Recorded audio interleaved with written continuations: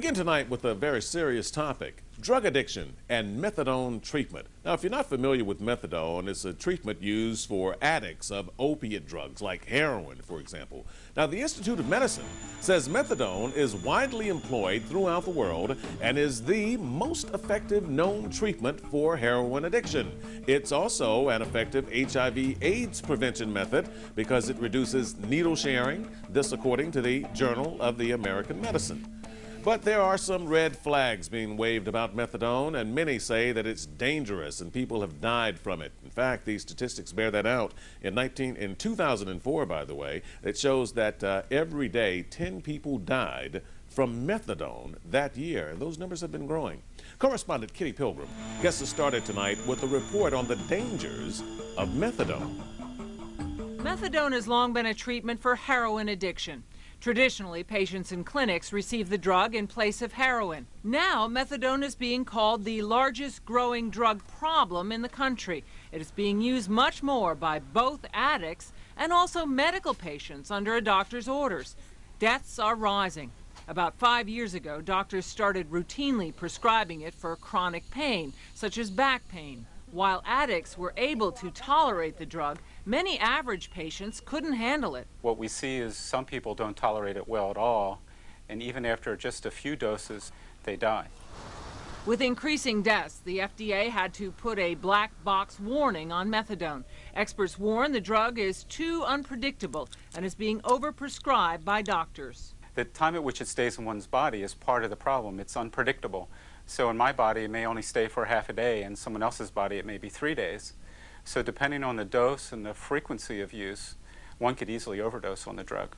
Another problem is addicts are likely to abuse it. Methadone is a cheap second choice when other illegal drugs aren't available. But mixed with other drugs like Valium or Xanax, it can kill.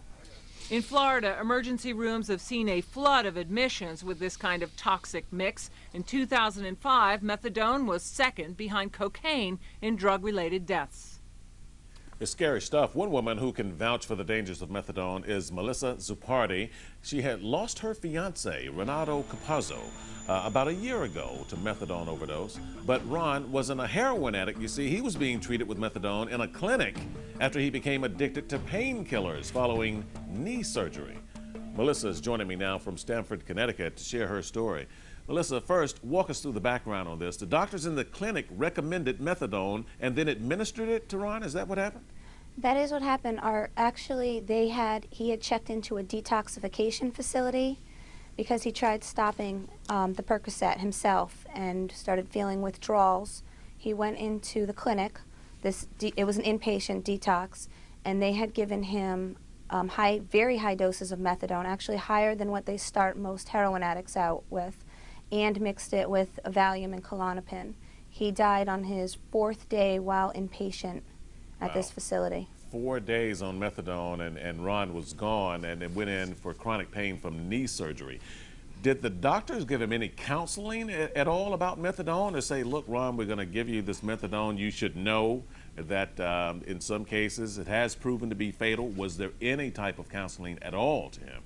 Well, since what I have to go by is the medical records, there's no indication of any counseling or risks associated with it.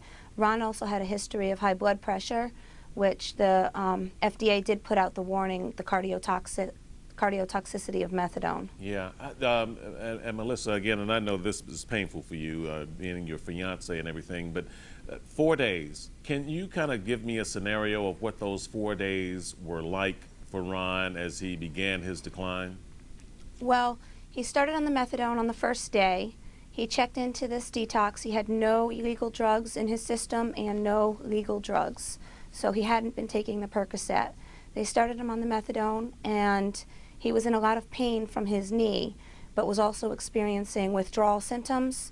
So they increased his methadone along with the Valium and the Klonopin. He'd been complaining of migraine headaches, vomiting, and insomnia prior to dying. And obviously the autopsy confirmed that it was methadone and not a combination of the other things that he was taking?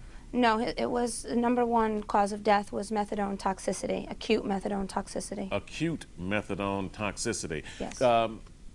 In the wake of his death, What have they been telling you? Because I know that you have been on top of this and you've been pressing for some answers to this question. What are they saying to you now about why this happened?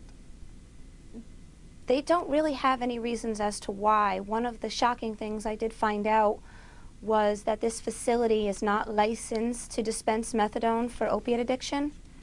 So I know that the DEA is investigating the facility. Yeah, and again, let me back up, because you said in the 4 days he started to become symptomatic as to what was happening, and that he was still in pain from his knee, which is why he was on this to begin with, correct? Why he was on the Percocet to begin with, yes. Right, and so as he was having this initial pain and these symptoms, did he not go back to the doctors or to that clinic to say, look, I'm having some adverse effects here and I need to be checked out? Well, Art, he was inpatient at the time of his death.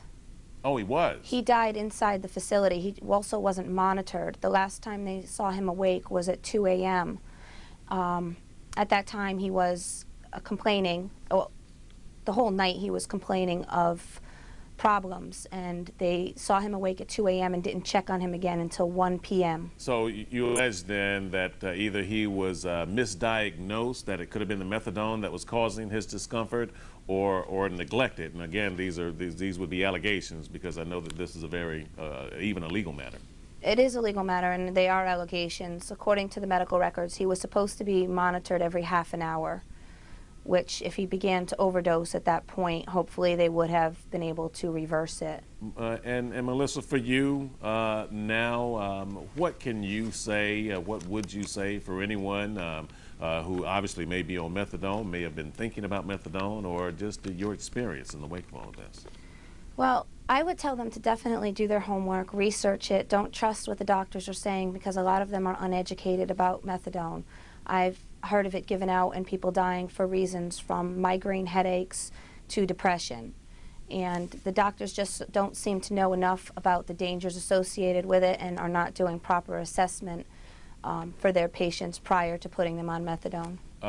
What next for you? Where do you stand with this? And can you just give us a final update on what's going on? Absolutely. I am a founding member of an organization called HARMED, Helping America Reduce Methadone Deaths, and we have been appealing to the government, agencies, and the public to put out awareness on what is going on with these deaths. They are skyrocketing since 2001, when the FDA turned over control to methadone to SAMHSA, Substance Abuse and Mental Health Administration, and the Center for Substance Abuse Treatment. Since that time, methadone deaths have just risen to epidemic proportions. Yeah, well, this is a story that we'd like to stay on top of. Melissa, keep us posted on your efforts, and again, our condolences for your loss. Thank you very much for having me on the show.